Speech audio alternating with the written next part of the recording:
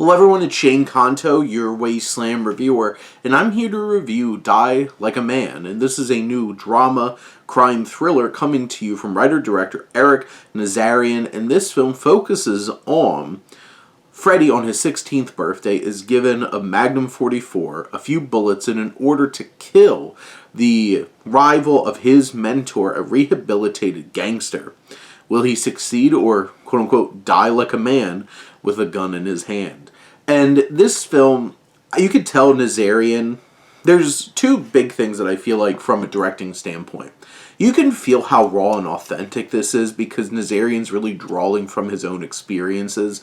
And there's something that feels very real about the world that he sets up in this film and the authenticity of the interactions, just relationships and everything like that.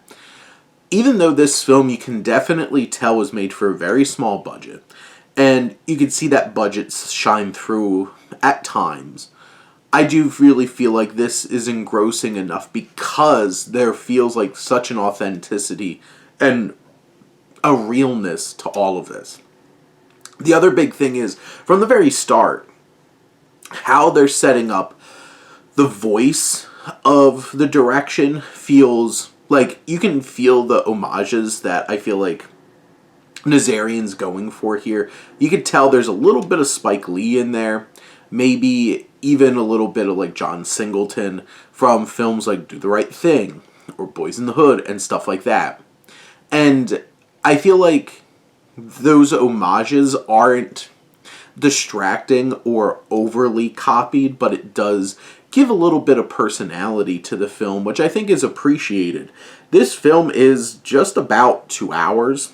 I feel like for the story, like it has a very specific core story. I do feel like it feels a little bit drawn out by the time you reach the end. It's really trying to set up this life that Freddy has, played by Miguel Angel Garcia. And I feel like on some level, this probably could have been a little bit tighter. But I do think this is an engaging and intense film. And there's different elements to it because there's obviously the elements that are focused on his being involved in this group and everything and this gang.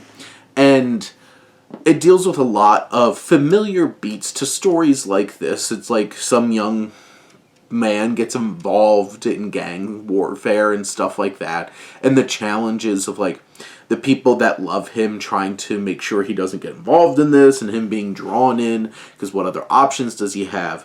I do like Marielle Molino, who plays Luna, his love interest. I love their dynamic. I think it's one of the things that really works about this film.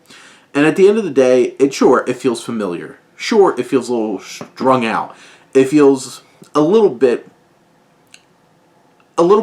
pulled down by its minimal budget, but I do feel like at the end of the day, Nazarian is able to tell a very authentic, engaging, and intense, and moving and poignant story about love, connection, and the dark forces that pull us when we are desperate and we're in situations that we don't have a whole lot of control in.